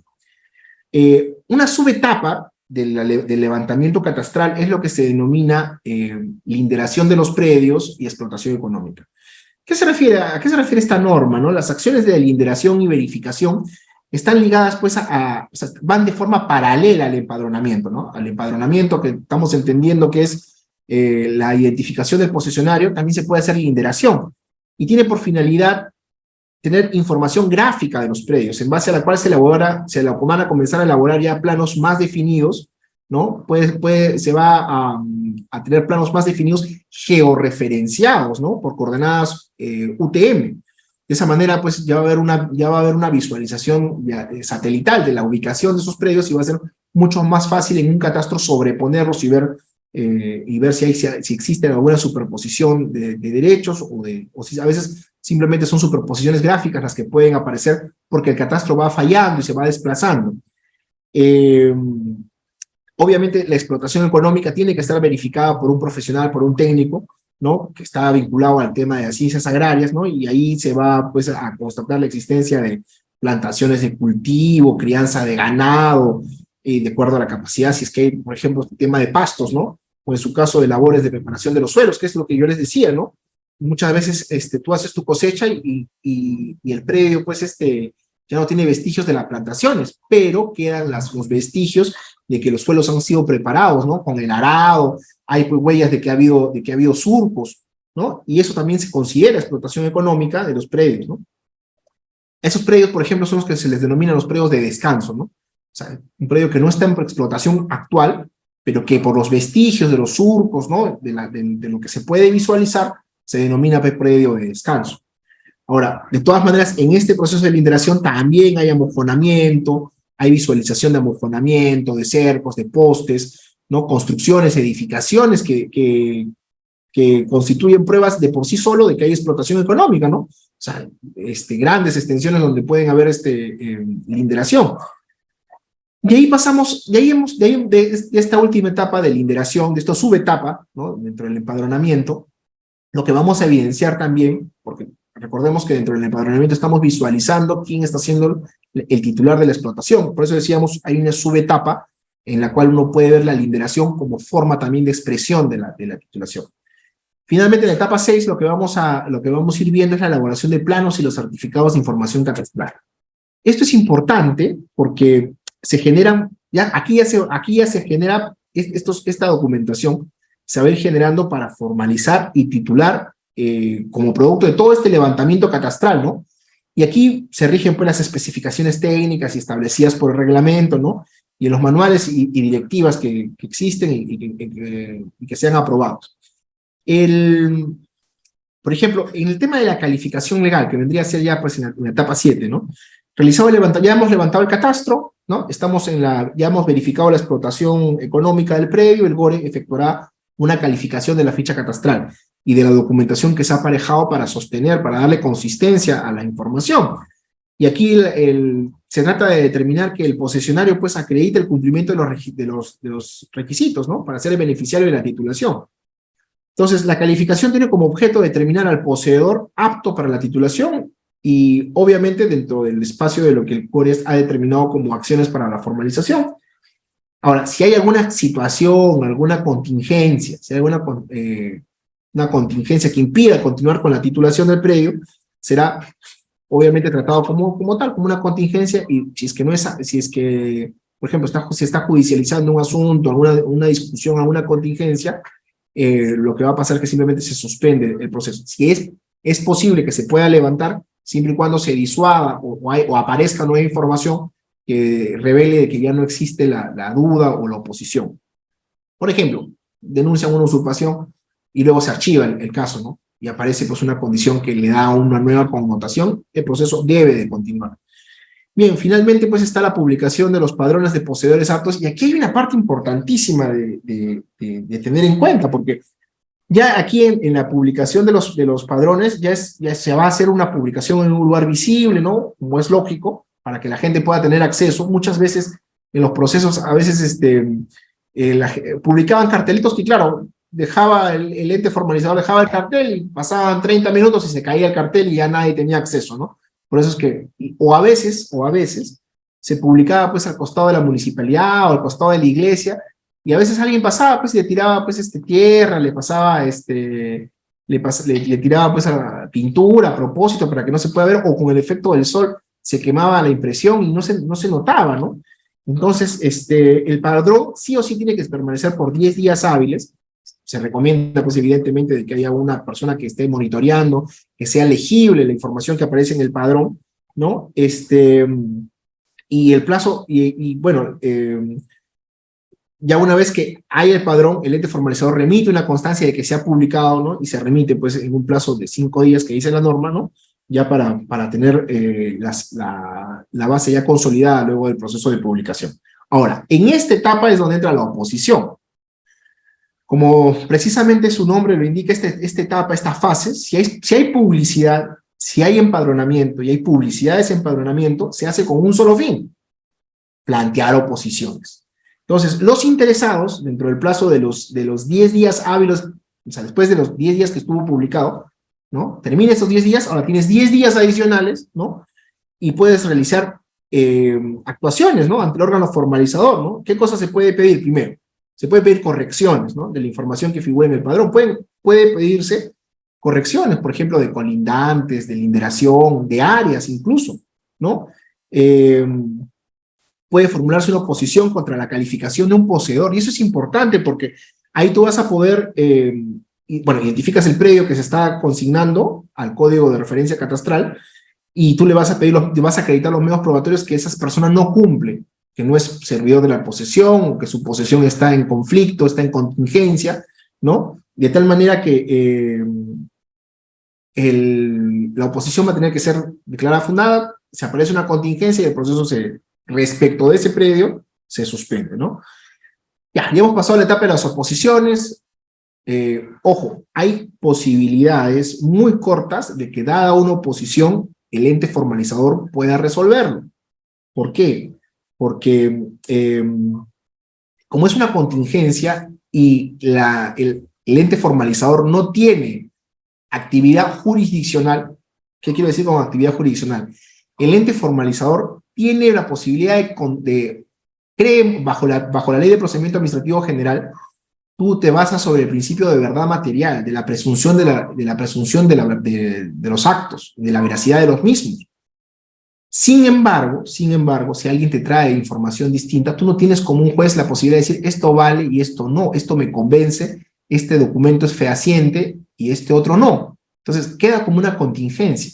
El ente formalizador no tiene posibilidad de discernir o de determinar si una determinada prueba le va a oponer a una persona su derecho o lo va a terminar de consolidar. Ahí opera mucho el principio de la buena fe, ¿no? Y bueno, pero la persona que se crea pues con una afectación, por eso puede ir a la vía judicial, por eso definíamos que es el BORE y es el Poder Judicial el que te va a titular. Ahora, finalmente, realizadas estas acciones en las que hemos ido hablando de todas estas etapas, ¿no? El BORE procederá de la siguiente manera, ¿no? Se emiten los correspondientes instrumentos de formalización, ¿no? A los poseedores que debidamente hayan calificado, ¿no? Y finalmente ese instrumento de formalización se genera, pues, se va a generar del SICAR, ¿no? Entonces, SICAR tiene un código QR y eso, pues, va a ser validado, pues, por la SUNAR, ¿no? Que va a garantizar su veracidad. Ahora, el BORE solicita la inscripción en el registro de predios, ¿no? El derecho de propiedad a favor de los beneficiarios de la formalización y el registrador, por el solo mérito de los respectivos instrumentos y el certificado de información catastral, extenderá, pues, los asientos que correspondan, ¿no? Evidentemente, las inscripciones son gratuitas porque las está formalizando, pues, el BORE. Sin embargo, ¿no? También hay que tener en cuenta de que el registrador, por su propia naturaleza, por la propia naturaleza de su función, puede hacer, lo que tiene que hacer básicamente es, uno, va a correrle traslado a su catastro para ver si es que no hay información previa, si ya está todo actualizado, va a ser inmatriculaciones, si no va a ser simplemente rectificaciones, y el registrador puede también revisar la competencia del funcionario que está emitiendo esos instrumentos de formalización, porque eso es lo que corresponde. Si no lo revisa, está incumpliendo una norma, no tiene que ver si es que hay una resolución que lo designa, si es que el ente que lo está designando tiene facultades para iniciar el procedimiento, básicamente de competencia. Ahora, hay un procedimiento administrativo para la declaración de propiedad por prescripción adquisitiva en predios rústicos. ¿Ya? Y mediante la prescripción adquisitiva, los poseedores de un predio rústico adquieren su propiedad como consecuencia del ejercicio de la posesión. ¿Ya? Aquí el plazo es no menor de 5 años. No menor de 5 años y están computados hasta antes del 24 de junio del 2017. Procedimiento administrativo de declaración por propiedad por prescripción adquisitiva se inicia de oficio, ¿no? Y de manera progresiva en las unidades territoriales. Ojo, este procedimiento es de oficio, no es que yo le voy y le pido ojo, si yo quiero iniciar de parte, a pedido de parte, una prescripción tengo que ir donde un juez. Solamente una vez que haya el diagnóstico de la unidad territorial, el BORE va a asumir la posición de que va a titular, ¿no? O mejor dicho, va a hacer una declaración de propiedad por prescripción adquisitiva de dominio, porque básicamente ha identificado que esa zona le corresponde, ¿ya? ¿Por qué? Porque básicamente sería, a ver, vamos a decirlo de alguna manera simpática, ¿no? Si el ente formalizador no tiene capacidad de resolver, ¿qué pasa si, por ejemplo, inicia un procedimiento, alguien se opone, presenta prueba y queda suspendido? Porque no hay capacidad jurisdiccional para que el ente formalizador pueda finalmente resolver y decir, esta prueba sí y esta prueba no, este testigo está bien, este testigo está mal, esto me genera convicción, esto no. Aplicación de normas, es un poco más complejo el tema de la prescripción, por eso que se pide que se vaya por judicial en caso de que se requiera a instancia de parte un procedimiento como el que acabamos de mencionar. A ver, ¿qué es lo que se pide para la prescripción adquisitiva? Los mismos requisitos del 950 del Código Civil, que hay que acreditar la explotación económica del predio rústico, y obviamente si hay que acreditar la explotación económica, son los mismos requisitos que hemos establecido anteriormente para el empadronamiento de los titulares posesionarios, ¿no? Lo mismo, tiene que haber una participación de un técnico en ciencias agrarias que revise, oye, sí, efectivamente, estas tierras están en producción o son tierras de descanso, pero que me acreditan, hay como acreditar que a la fecha de empadronamiento hay 5 años, ¿no? Bueno, igual, el ejercicio de la posesión no tiene que ser por coacción, tiene que ser pública, tiene que ser reconocido por toda la colectividad agraria que está a los alrededores, los vecinos, ¿no? Y tiene que ser ejercida como propietario.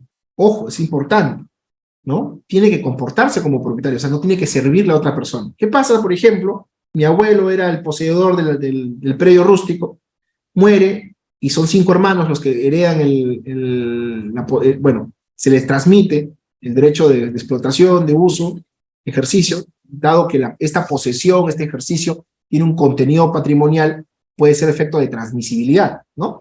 Entonces, si existe ese efecto de transmisibilidad, obviamente pues va a ser materia pues, de una copartición y de una copropiedad de los herederos, que se van a declarar, que van a suceder al fallecido.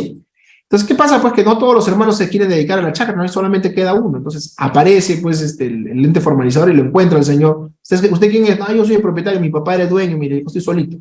Entonces ahí tiene el ente formalizador que visualiza, mira, hay que mirar, claramente hay sucesión intestada, no hay sucesión intestada, porque esa persona que está explotando puede estar usurpando o requiriendo los derechos de otras personas que también tienen derechos directos, ¿no?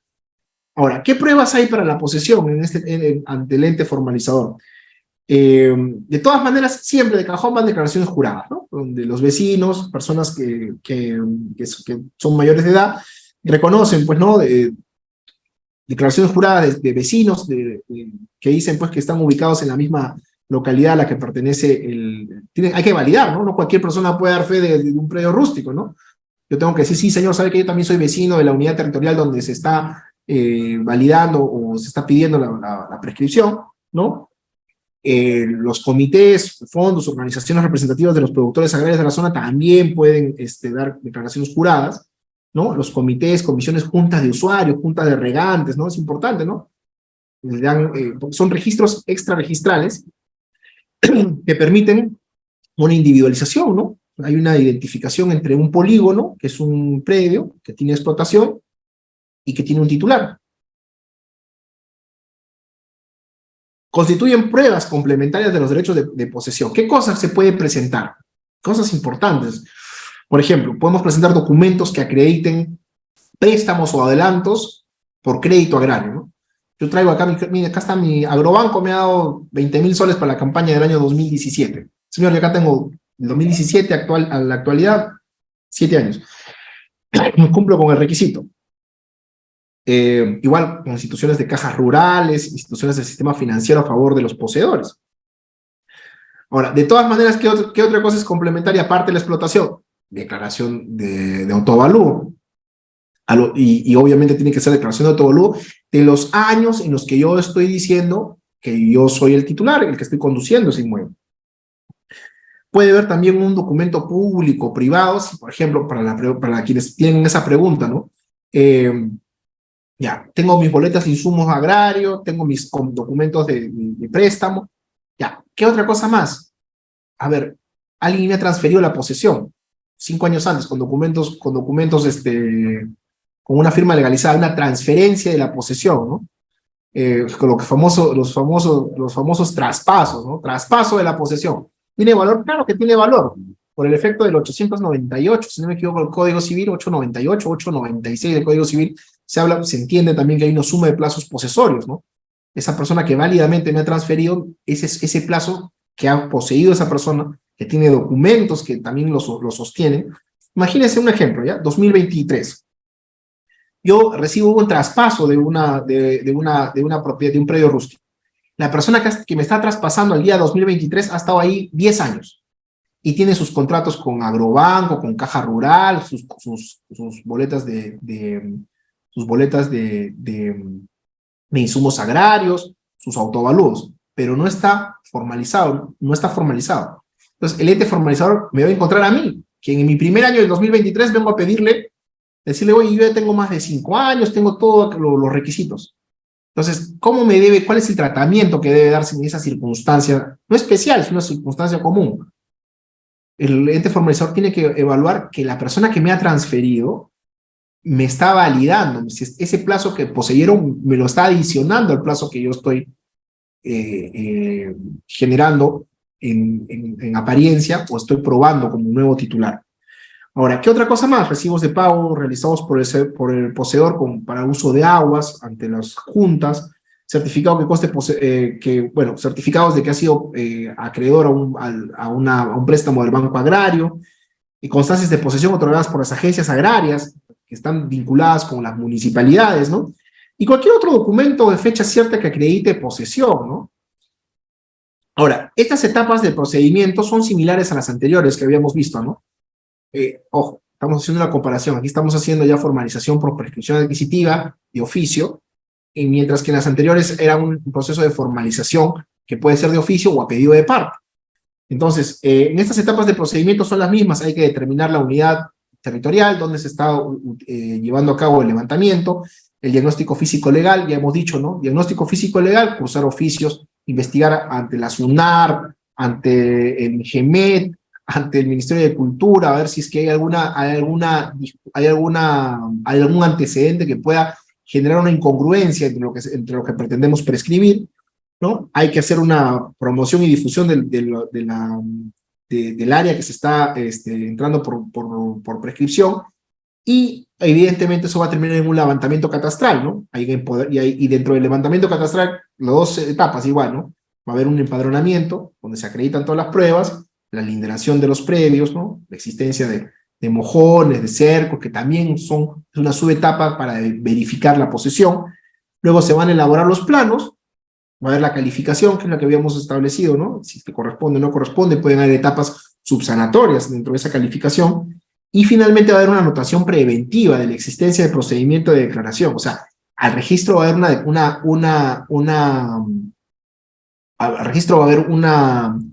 una anotación preventiva. Ahora, luego va a haber una notificación al propietario y a terceros, ¿no? Y finalmente se va a emitir una resolución, ¿no? Esta emisión de inscripción de certificados de declaración de propiedad. Finalmente, obviamente, también va a haber una promoción y difusión de estos actos, ¿no? Y el BOR efectuará pues acciones de difusión en las zonas más públicas que encuentre la unidad territorial. Bien, igual, levantamiento catastral, ya hemos hablado bastante sobre el tema del empadronamiento de los poseedores, ¿no? Igual, si es que se ha iniciado el procedimiento de oficio de formalización por prescripción adquisitiva, y no me encuentran en la zona cuando ha habido la visita, yo puedo pedir la reprogramación, ¿no? En un plazo de 18 meses, y tengo hasta 2 oportunidades de visitas adicionales. Es igual para el levantamiento catastral, ¿no? El levantamiento catastral va a ir un profesional de las ciencias agrarias que va a tener que revisar que haya habido explotación económica, ¿no? Si las tierras están en explotación actual o son tierras de descanso.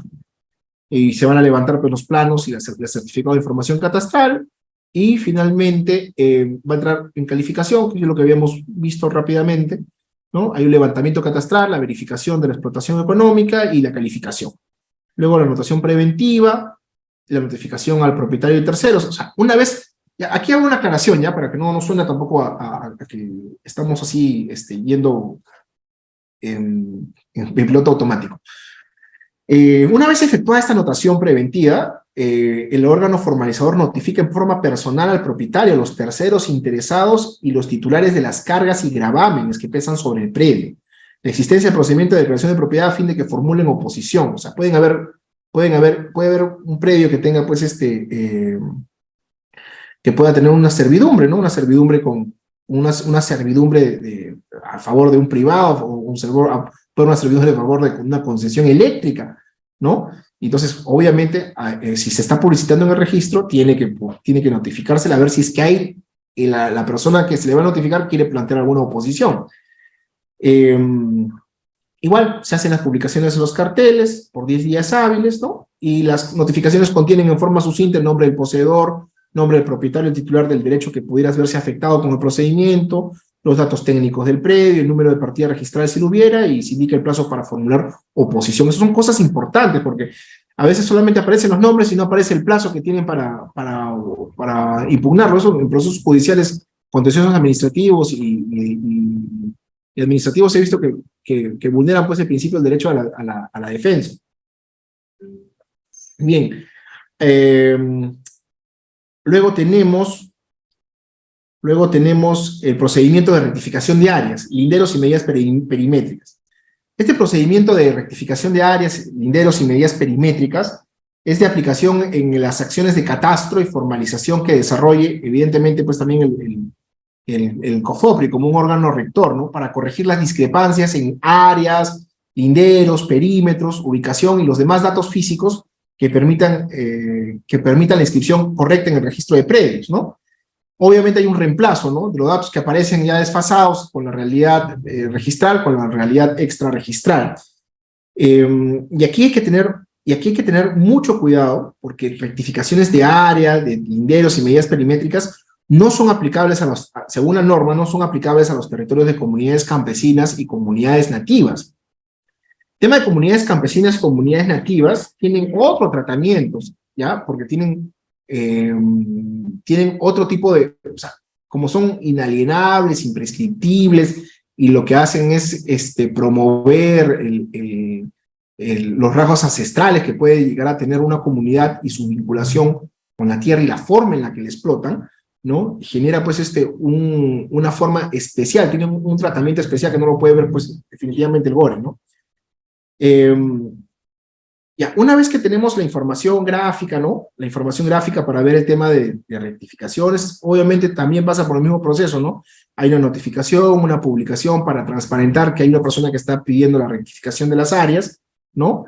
Y también hay un plazo para oposición, que es también el mismo, el de los 10 días hábiles, ¿no? También se puede solicitar la corrección de la información que se está publicando por indeterminaciones o porque ya ha habido un proceso previo. Puede haber error, ¿no? Un error humano en el que los técnicos están repitiendo o no están tomando en cuenta información que ya ha pasado por un filtro. Bueno, y finalmente tenemos pues y ahí vamos hablando ya para ir terminando un poco sobre el reconocimiento y titulación del territorio de comunidades campesinas, ¿ya? A ver, habían unas preguntas ahí sobre el tema de comunidades campesinas. A ver, las comunidades campesinas están reguladas desde más o menos el 87, 14 de abril, con la ley 24.656, luego la 24.657, donde se declara de interés nacional, ¿no? Hay declaración nacional e intereses sociales desde FINDE y la titulación del territorio de las comunidades campesinas. Luego está la ley 26.845, que es la ley de titulación de tierras de las comunidades campesinas de la costa. Se hace una diferenciación. Después hay el decreto supremo, el 08-91 de trabajo, ¿no? Increíble, ¿no? Que trabajo sacó un decreto donde aprueba el reglamento de la Ley General de Comunidades Campesinas, ¿no? Que es básicamente para su reconocimiento como personería jurídica. Ahora, el artículo 134 del Código Civil menciona, ¿no? Ustedes, si hacemos una mirada normativa, vamos a encontrar que las comunidades campesinas y nativas son organizaciones tradicionales y estables de interés público, constituidas por personas naturales y cuyos fines se orientan al mejor aprovechamiento de su patrimonio, ¿no? Para beneficio general y equitativo de ¿quiénes? De los comuneros, ¿no? Promoviendo su desarrollo integral.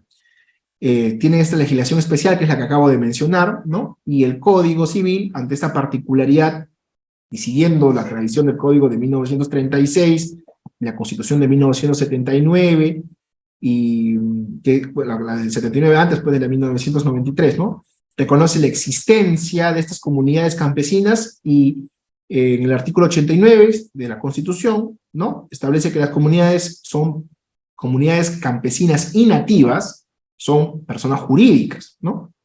A ver, brevemente, las comunidades campesinas y nativas tienen existencia legal, son personas jurídicas, está en el artículo 89, son autónomas en su organización, trabajo comunal y en el uso y libre disposición de sus tierras, así como en lo económico y en lo administrativo, dentro del marco que la ley establece. Y aquí hay una serie de tratamientos, ¿no? Porque, claro, ustedes normalmente ven que los comuneros a veces generan, pues, sesiones de uso, servidumbres, hacen desmembraciones, ¿no? Y eso es todo un pleito cuando llega al registro público. La verdad que yo he tenido oportunidad de revisar en algunos casos, por ejemplo, para obras de orden, a ver, sobre todo en altas cumbres, me ha tocado ver obras hidráulicas donde se está por desarrollar una obra de infraestructura pública, un proyecto, un proyecto que busca mejorar, pues, la captación de aguas en zonas altas. Esas zonas casi todas están a nombre de comunidades campesinas. Entonces, ¿qué es lo que ocurre?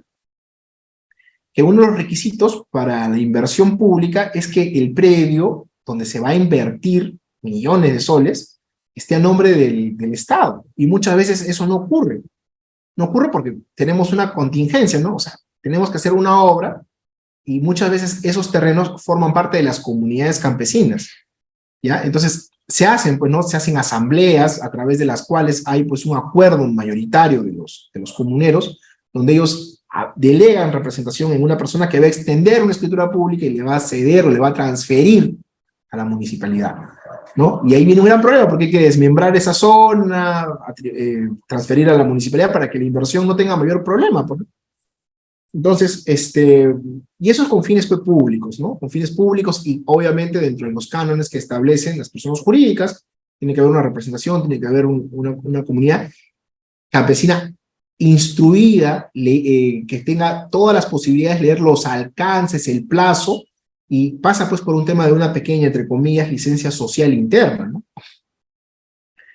Bien, en el Estado, obviamente, para el tema de comunidades campesinas, garantiza la integridad del derecho de propiedad del territorio a las comunidades, respeta el trabajo comunal como una modalidad de participación de los comuneros, promueve la organización y funcionamiento de las empresas comunales, respeta y protege los usos, costumbres y tradiciones de la comunidad. Finalmente, las comunidades campesinas son inscritas por una resolución administrativa del órgano competente de los asuntos de las comunidades del gobierno regional, y mérito de dicha resolución, que le emite, pues, ¿no?, también el gobierno regional, inscribe en el libro de comunidades campesinas y nativas del registro de personas jurídicas del registro público. Ahora, ¿cuáles son los requisitos para las comunidades campesinas? Se tienen que constituir grupos de familia, lo estableció en el artículo 2 de la Ley General de Comunidades Campesinas, tener la aprobación de por lo menos 2/3 de los integrantes de la Asamblea General y encontrarse en posesión del territorio. Ahora, hay muchas comunidades, y eso es importante porque lo que estamos hablando es, hay comunidades campesinas que no tienen regularizado ni formalizado primero, su reconocimiento como tal, solamente está su reconocimiento histórico, y luego lo que necesitan es formalizarse e inscribirse en el registro. El proceso muchas veces no ha terminado. Entonces, ¿cómo se hace? El presidente de la directiva comunal, en representación de la comunidad, presenta una solicitud al órgano competente de las comunidades del gobierno regional, y acompaña, pues, copias legalizadas por notario o por juez de paz de la localidad de las actas donde se acuerda solicitar la inscripción de la comunidad, se aprueba el estatuto de la comunidad, se elige la directiva comunal, y evidentemente tiene que haber un censo de la población, ¿no?, proporcionados por el Instituto Nacional de Comunidades Campesinas, y un croquis del territorio comunal con indicación de linderos y colindantes, ¿no?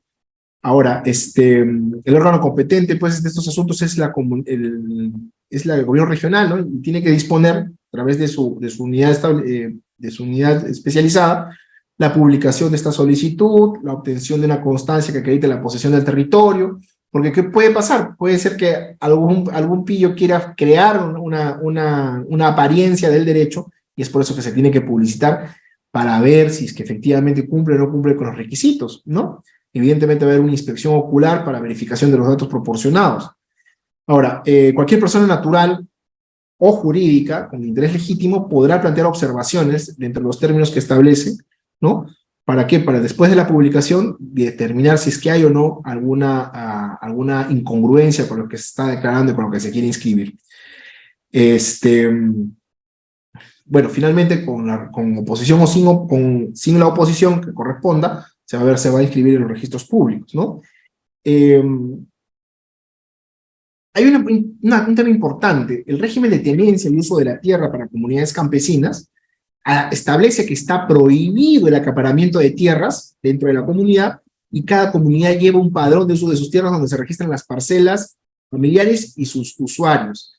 Aquí hay un tema importante también, porque, por ejemplo, en tema comunal, suelen haber problemas por el tema de los registros que lleva cada comunidad. Como el terreno es de la comunidad y llevan ellos un registro, imagínense, ¿no? Reader Jacinto, nuevamente, ¿no? Es titular de la comunidad, es comunero, ¿no? Y tiene, no sé, cinco pequeñas explotaciones agrícolas, que pueden ser topos, tienen ciertas denominaciones. Y, por ejemplo, muere Reader Jacinto y aparecen sus dos hijos.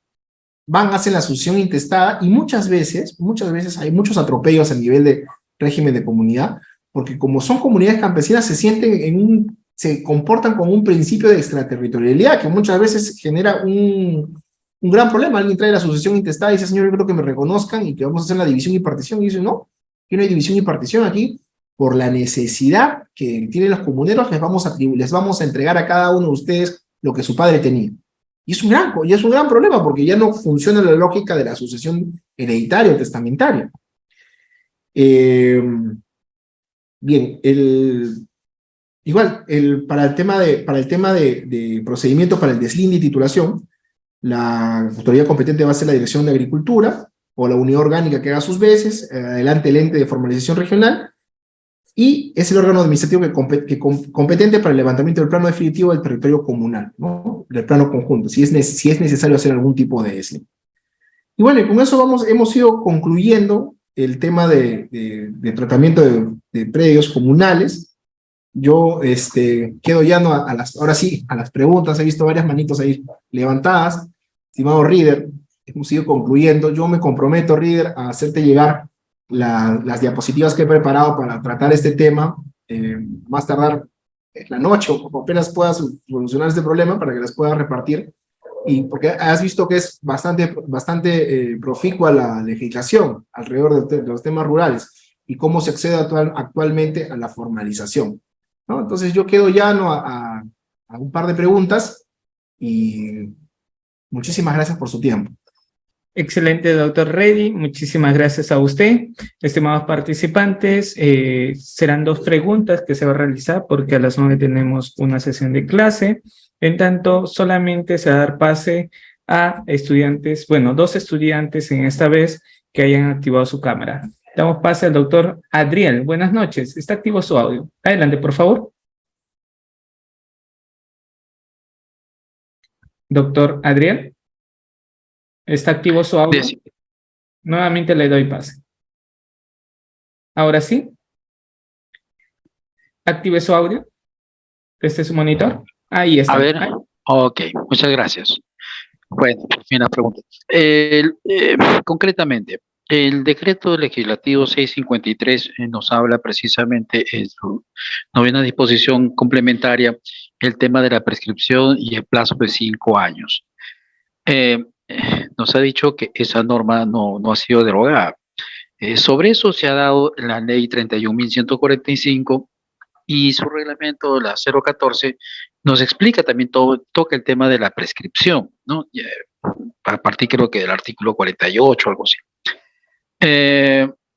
Cuanto a las prescripciones son de parte, ¿no? Son de parte, ahí va, acaba el tema. Usted nos mencionaba que la prescripción era judicial, ¿no? A través del Poder Judicial. Sin embargo, bajo este decreto ya nos está dando la prescripción administrativa, porque usted sabe que hay una por el Poder Judicial, otra que es notarial y otra que es... Doctora Adriel, disculpe, ¿usted precisa su pregunta, por favor? Sí, por eso estoy tratando de que me pueda entender. Entonces, el decreto ley 31.145 versus el decreto legislativo 653, ¿a dónde me rijo? ¿A pedir la inscripción ante el Poder Judicial o es propiamente ya una prescripción administrativa? Gracias. Sí, ¿me escucha? Sí, doctor. ¿Me escuchas? No lo vemos nada más, pero sí lo escuchamos. Ya, gracias. Gracias por la pregunta, porque me permite, le agradezco la pregunta al señor Adriel, porque me permite aclarar este tema que de repente puede parecer confuso porque no hemos tenido a la mano las PPTs, pero resulta que el decreto legislativo 653 y su novena disposición lo que permite es ampararnos en ese plazo que no está establecido, no está regulado en el artículo 950 del Código Civil. Entonces, recordarán ustedes, el decreto legislativo 653 tiene el mismo peso, el mismo rango que el Código Civil. Entonces, es una norma complementaria al plazo para distinguir predio urbano de predio rústico, de predio rural. Ojo, alguien preguntó también en la clase si es que se puede hacer prescripción sobre terrenos seriazos, y la respuesta es no. Esta misma norma impide de que pueda haber prescripción sobre terrenos seriazos. Y el fundamento es claro, ¿no? El mismo sobre el que se basa. Si un terreno eriazo no tiene un valor económico, entonces, ¿cómo podría tener un plazo o una tratativa especial? Entonces, lo que se tiene que acreditar primero es la conversión, la habilitación. Hay predios que han pasado por procesos de habilitación que eran eriazos. Por ejemplo, yo conozco un caso en la ciudad de Tacna, ¿no? Donde hay un sitio que se llama, que utiliza aguas residuales de la EPS de Tacna, ¿no? Y ellos, por ejemplo, tienen una extensión de cerca de 500 hectáreas y toda esa zona que era terrenos eriazos se han convertido hoy día en un pequeño oasis. Evidentemente, el Ministerio de Agricultura, a través de su dirección regional, le hacen un monitoreo sobre qué tipo de actividad agrícola se tiene, ¿no? Esa es una zona que es agroforestal, ellos siembran tala, ¿no? No podrían sembrar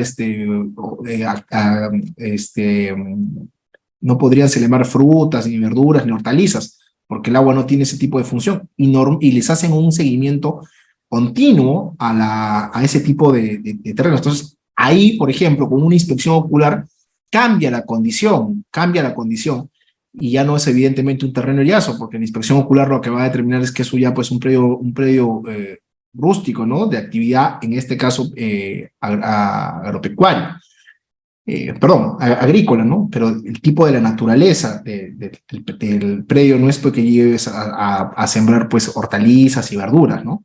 Eso es un tema importante. Entonces, para terminar de zanjar la pregunta del señor Adriel, este decreto legislativo te da el plazo necesario para ir a la vía judicial y pedir tu prescripción adquisitiva de dominio, tanto para un predio rústico privado como para un predio rústico público. El decreto, la ley 31.145 es un marco legal para la ejecución de los procedimientos, ¿ya? Que están a cargo básicamente de los GORES, ¿ya? Entonces, en vía administrativa, más claro, ¿no? Ahora, en la vía judicial, lo que he resaltado es que lo que sirve es el plazo. Eso.